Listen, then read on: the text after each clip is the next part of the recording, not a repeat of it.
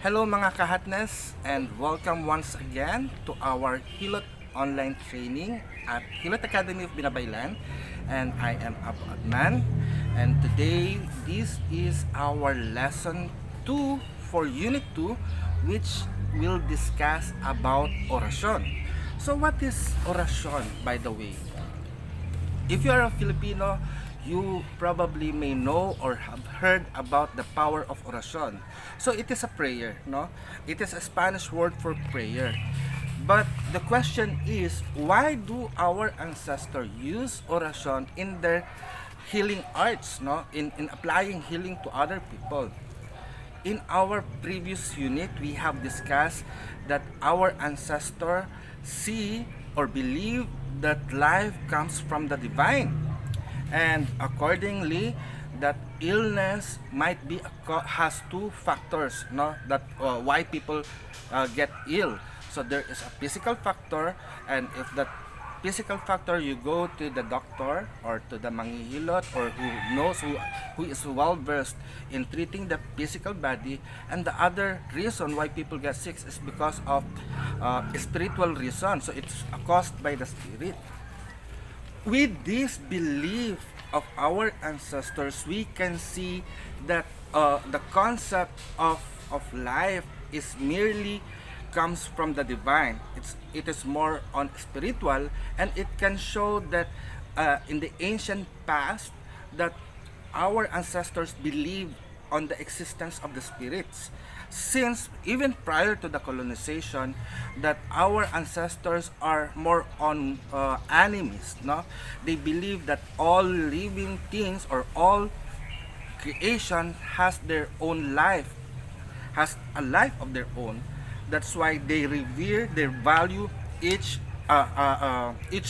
creation that can be seen in the world, such as the trees, the herbs, the plants, the rocks, the mountain, the sun, the river, and everything. No, so they are alive. This is what consists.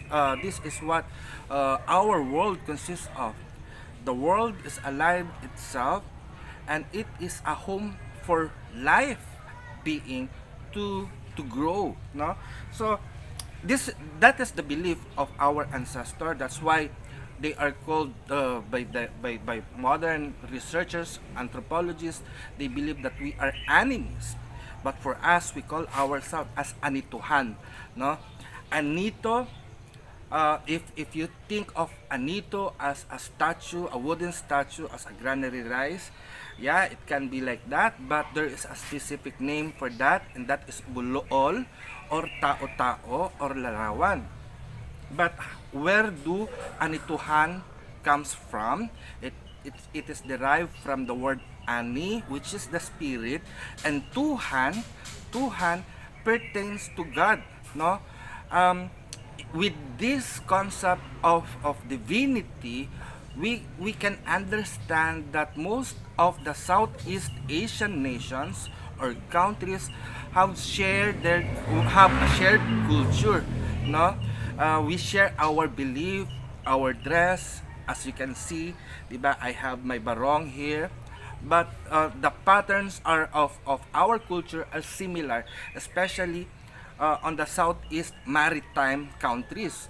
It means maritime, we are surrounded by the waters, by the seas, no? And to this island group of countries or islands or archipelago that can be found in Southeast Asia, they believe that the spirit of God or Tuhan is the name for God, or because God is the term English, but in our own language, if we talk about God, we pertain it to Tuhan. So in our country, we believe that Anito is the spirit of God, or if we talk about Anituhan, spirit, Ani, and Tuhan is God. But in some other countries in Southeast Asia, no, they believe that Anito is also a form of Kwanto, which is it means the ghost, or the spirit of a dead ancestors. So whatever definition that we discuss, or we could attach to the word Anito, it only pertains to the spirits, no? But as I said, no, even before the colonization, our ancestors know how to communicate with all types of spirits, since these these plants that around me, they are also living, no, um, they have their own form of communication. And during on our unit 4, we are going to discuss how to communicate with plant spirits so that we could determine what kind of medicine they can provide for us, or what types of illnesses they can provide, no. So but now we are going to talk about orasyon.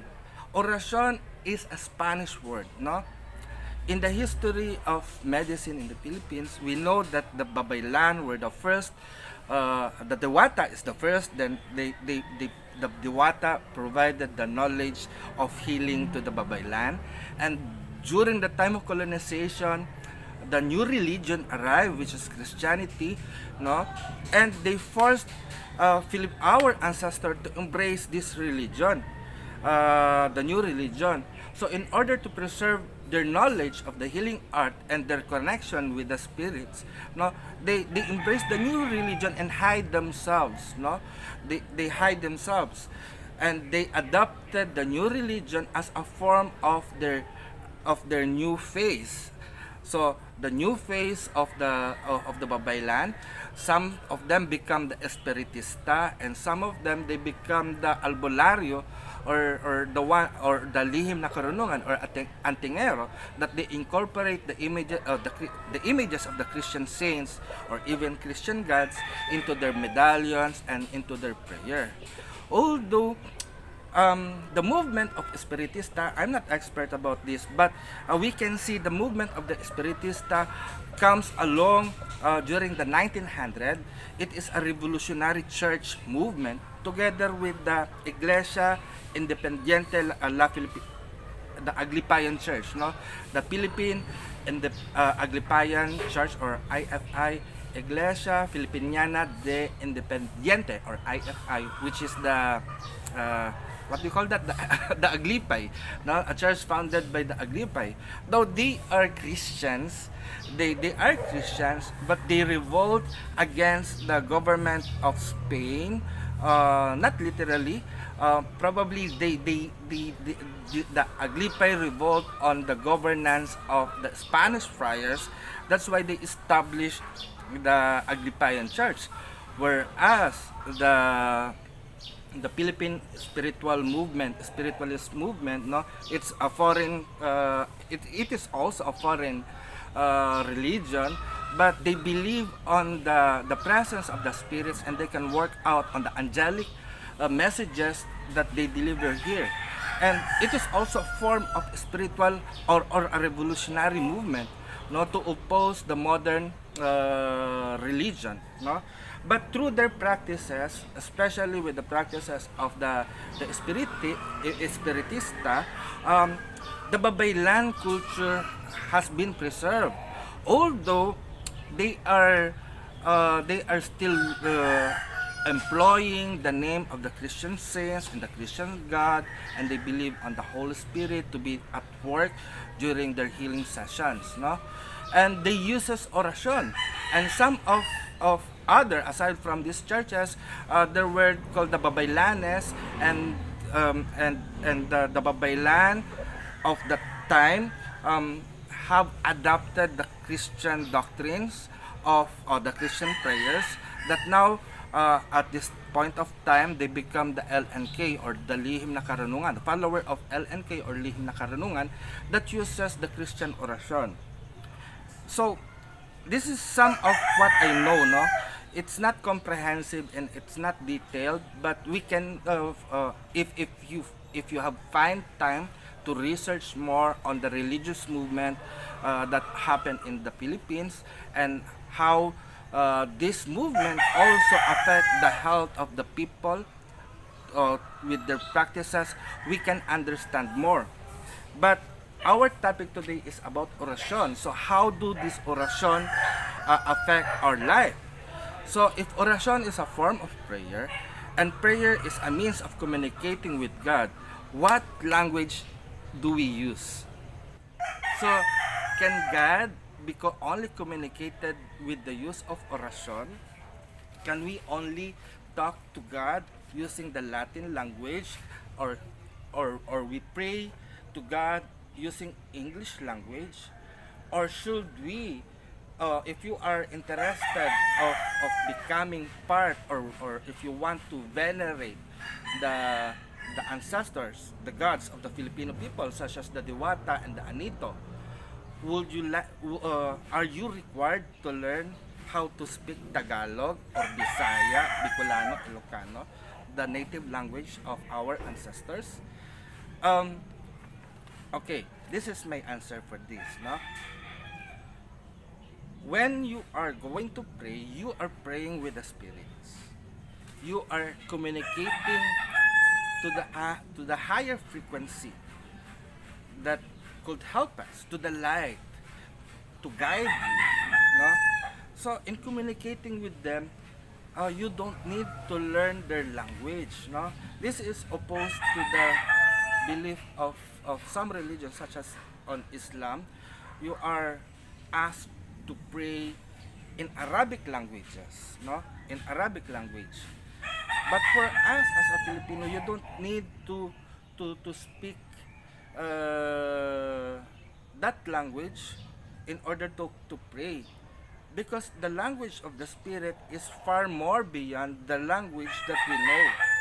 So it means the language of the spirit does not resonate or vibrate through the sounds that we produce, through the language, or I think you can understand that, no?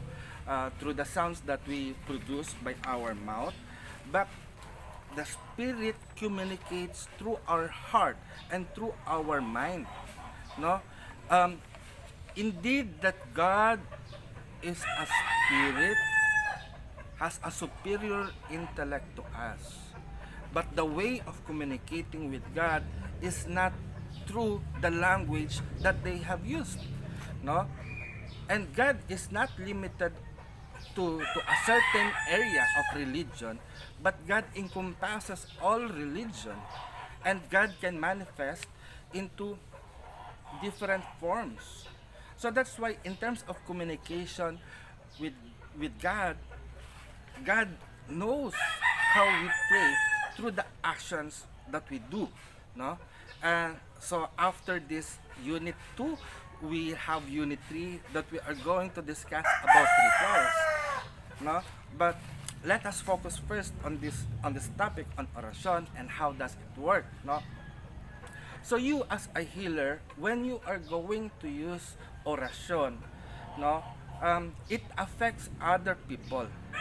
Why? Because when a patient comes to you, they want to activate their senses. They want to activate their senses. So when you are speaking, or chanting or reciting your orasyon, no, it is not that you are talking to the person, because when you chant orasyon, you are using your own words to communicate with the divine. But by producing sound in your mouth, it passes through the consciousness of your client or your patient.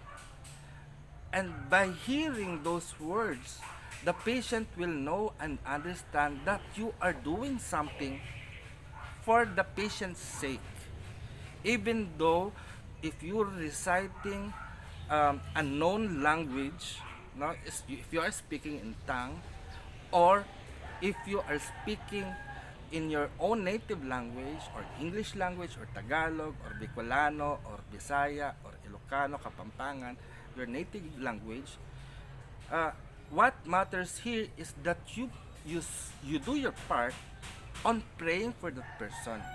Whether that person understands you or not, the person will know and will realize that you are praying for them. And at the same time, since you are communicating to the spirit, it's not only that you are communicating to the spirit of the divine.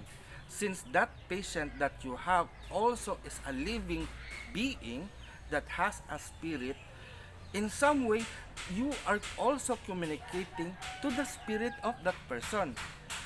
And here, the healing comes from within. Remember on our lesson 1 that I have mentioned to you, anything that comes into your mouth will benefit or destroy your body. And but whatever comes out to your mouth, it may benefit or destroy the soul. So here, in using your orasyon or your prayer, no, your prayer, you are transferring messages or the food for the soul of the person. And that is also the same reason how religion works. Religion works in the public.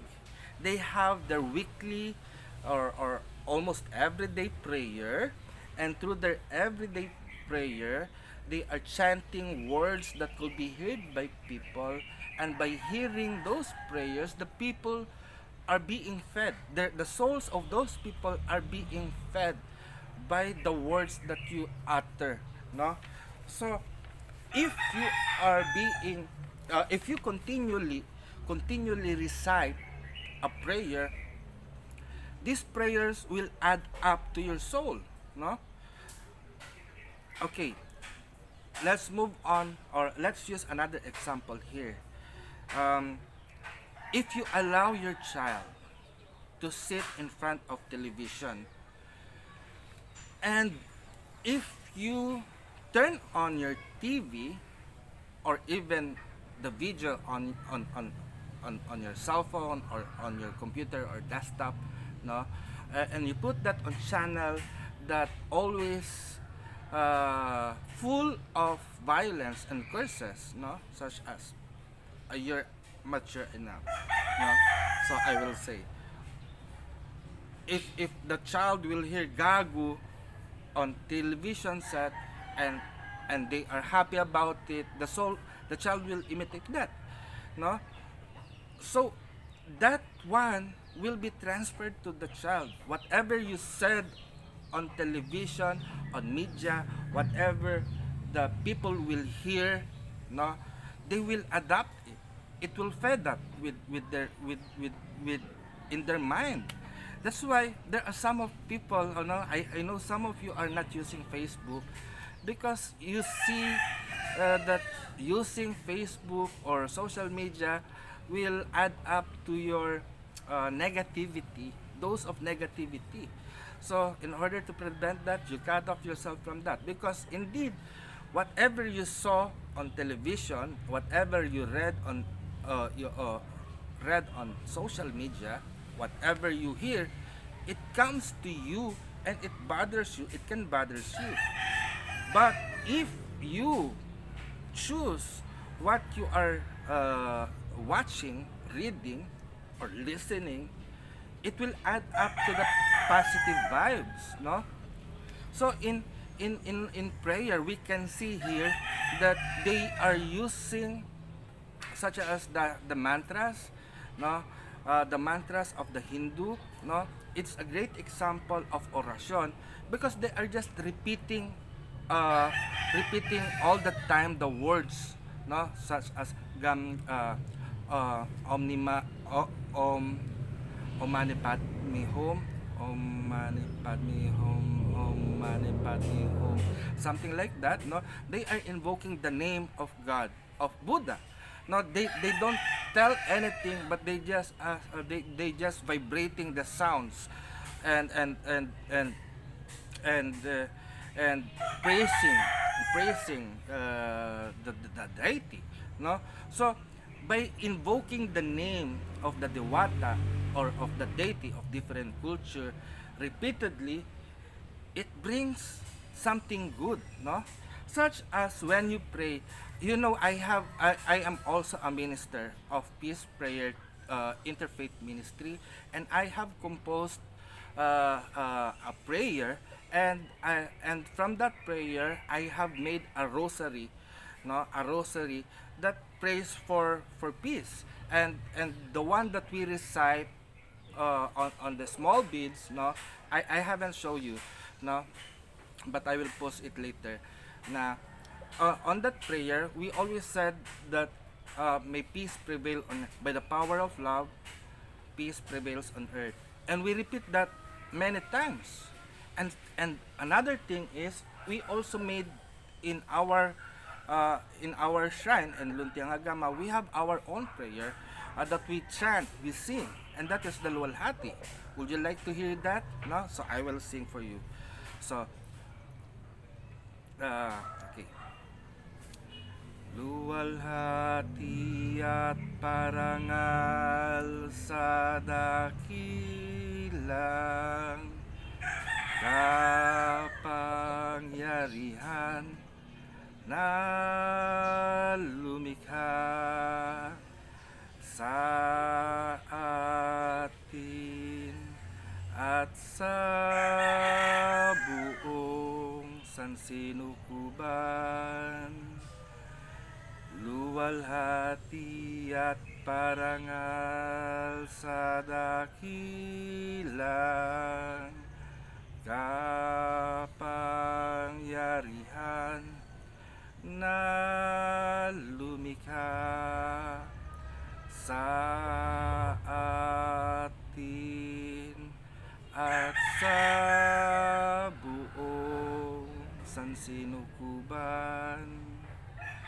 So when you pray or when you sing or when you chant a praise or prayer, it is like that you are programming your mind to be attuned to the one that you are listening. And if you are the one who are vibrating the sound, no, it is you, it is through your voice that you can hear yourself. And with that, it passes through all your nerves and through all your cells, that it will be imprinted, no. I remember the process of learning, no, they teach that, I forget what subject is that. There is a psychology class, I think, and they have taught technique on how a student will learn. So we have to identify which types of learner that he is. But there are people that can learn through reading and writing, and then at the same time through seeing and through voice. And it is said that when you write a thing, you have to read it and out loud, so that when you read it loud, it will pass through your ears, that will get into your brain for memory purpose, no. So I also remembered that during college, that when I go to school, of course, in college, so it was night time, I was used to read my book out loud, no. So it was night time, I was still reading, no, but I fall asleep. Then on my sleep, I feel, or I see myself still reading and pronouncing out loud the words that been written on the book, no. So when I woke up, it seems that the whole night I was reading, and I feel that I have completed to read the book, no. So it has a better it has a better functioning of the words, no. So on the therapeutic effect of prayer, it conditions the mind, it conditions the mind. So it is ano eh, it is the principle that goes on prayer is the mind over body, mind over body. So when you condition the mind, release the mind or the brain will release certain hormones in your body that will cleanse out each organs, each body parts that within you, and it could repair. So when you vibrate or when you chant on a specific intention, such as If you want to be more lovely and beautiful, just repeat it. I am beautiful. I am beautiful. I am beautiful. I am beautiful. So do I look beautiful right now? Diba? It will it will change you. It will change you over time, no? It's not instantaneous, but it will change the pattern of your mind on how to treat yourself, and then it will also change yourself by how you project yourself to the public by becoming beautiful, no? So that is the power of prayer. Actually, it is also a power of suggestion. So with that, if I said that whatever comes into your mouth may benefit or destroy other person's soul, so we have to learn also to be careful with our mouth, to choose the right words that we are going to tell to other people, no?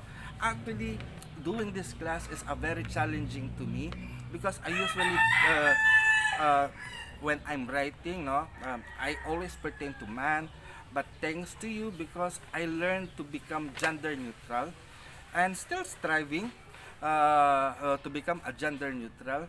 And indeed, na it reminds me that we have to be very careful on the words that we are going to use. It's not only for teaching, but also for our daily life, no? For our daily life. And at the same time, no, as a Filipino, uh, we have this na palabra de honor, and this palabra de honor is the word of honor. We do what we said, and I think this is also great as a practice for a healer, no? We should practice this palabra de honor, or to have a word of honor. What does it mean? Palabra de honor or word of honor is the thing that when you say something, you must do it. You must do it with all your might, with all your strength. Because your life depends on it. Your power depends on it. No? In the Shrine, I also teach that if you want to, you know, the orasyon, or the, what you call that, spells or magic words, no? So in fiction, there is a magic word, abracadabra, na when you pronounce that word, it will pop out the manifestation, no?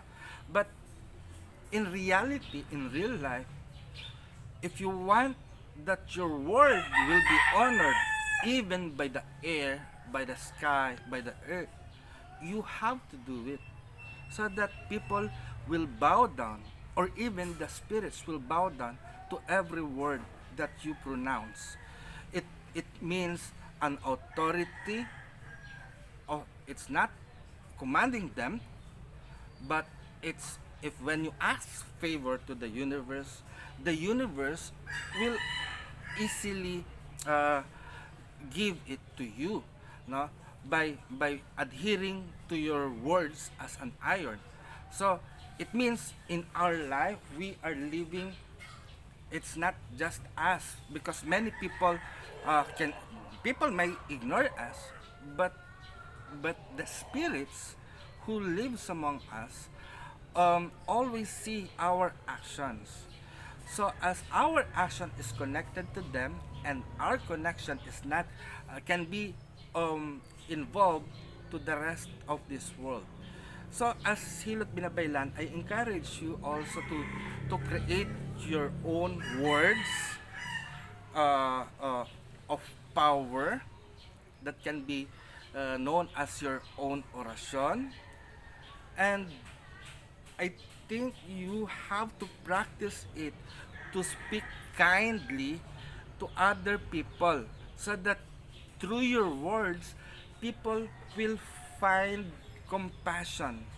They will feel love. And from the words that you speak to your mouth, they can receive healing. No? So orasyon is not just a prayer as we understand it in providing healing to the person. No? We also understand orasyon as time, or oras. It derived from the word oras, or time. No? in healing or in Hilot Pinabaylan, we give importance also to the time. So how does it work, no? So time, as a manghihilot, we observe the movement of the sun from sunrise and to sunset, no? And from the outburst of light to the sky, we learn that it shows the beauty of the world, no? And as it sets into afternoon, there is darkness. It means everything, even the animals do stop. Even some plants are closing their leaves. It means that's the natural cycle of where we can see action and then rest, no? So as the nature provides their timing of action, of activity, and also at the time of rest, we also follow that timing in providing healing, no? So most of the time our work is on the daytime, and at the night time we do provide rest. The term orasyon is not only pertaining to the cycle of the sun, but also to the number of repetitions that you are going to provide on a specific treatment. So here we value the number of nature that is providing to us. So it means it does the healing will not perform once, but it can be, it depends upon the severity of the case. So it might take longer period, or it might require repetition on the other day. So as in giving the physical hagod or hilot pahit, di ba? There are number of repetition in order for you to relieve certain pain, or to need some fiber tissues and muscles to release the pain from the patient, no? So here we can see that the most beneficial time for us to expose to the sun is during the morning, morning time, no? So it's from 6 a.m. to 9 a.m. It's the sunlight goes directly or goes up to the sky, so it releases all their blessings. So it is much admired that for us as manghihilot in collecting herbs as well, no, we follow the sunlight, we pick up the herbs early in the morning. We give offering to them and ask them if they can be used for our healing. So as our ancestors, our lolo and lola, are advised that we brought out the newborn baby during those times of the day, no, to receive the blessings of the sunlight, and exposing the body of the baby to the sunlight, it gives him to strengthen the bones, at the same time strengthen the lungs, as the fresh air are present during those times. So aside from prayer, we also need to consider the timing, no? And that is the part of orasyon that we are partaking or sharing to you, that you have to practice. Practice the proper words that you are going to say, and then at the same time the time when you are going to treat. It's not only on the 24 hours time but also on the weeks of the day, and also on the month, no? So you have to observe, as a manghilot, you really need to be an active participant of nature. What do I mean, no? You have to listen, or you have to perceive what is happening around you, no? So if there is sun, use that sunlight to provide life in you, no? And use also, if there are storms, if there are rain, use that in order to benefit our life. So as manghihilot, we are also considered as shamans, as babaylan, and this is who we are. We work with nature in order to improve our life and to provide healing. So I hope that these lessons about orasyon will equip you will give you more knowledge on how to deal with people, no, in their illnesses, and not only on helping other people, but also in helping yourself out to live your life. So until then, may you all blessed be peace. Mayari na, pagasatin,